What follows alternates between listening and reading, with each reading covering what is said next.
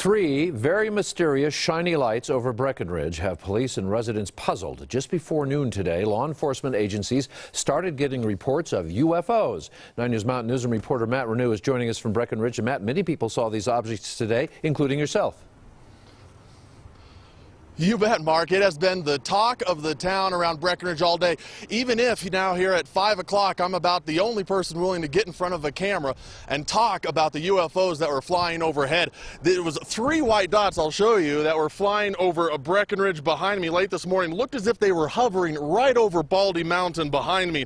And while no one from the Breckenridge Police Department or Sheriff's Departments wanted to talk about the objects on camera, several people at those organizations saw them, and others around town reported the strange things flying over the skies of Breckenridge, sending police out to investigate these shiny, white, tiny dots in the sky. Some people off camera said they saw them form triangles and a line. On our camera, it seemed as if they didn't move at all. In fact, it took some help for most people to even see them.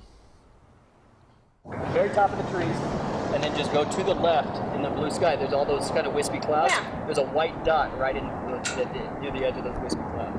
Just to the left of the second pine tree, there's a white dot. The FAA didn't have a comment on what these dots could be, nor had said they're not tracking any abnormalities at this time. But yesterday, a TV station in Utah reported very similar white dots appearing in the sky over Utah. The objects were visible for about 3 hours. They showed up best when the sun was reflecting off of them. Mark, we also called the Strategic Command as well, U.S. Strategic Command. They said they aren't tracking anything, but they typically track those objects that come in from outer space and then enter orbit. They believe whatever these were probably below their range of tracking. And not drones, you don't think, Matt?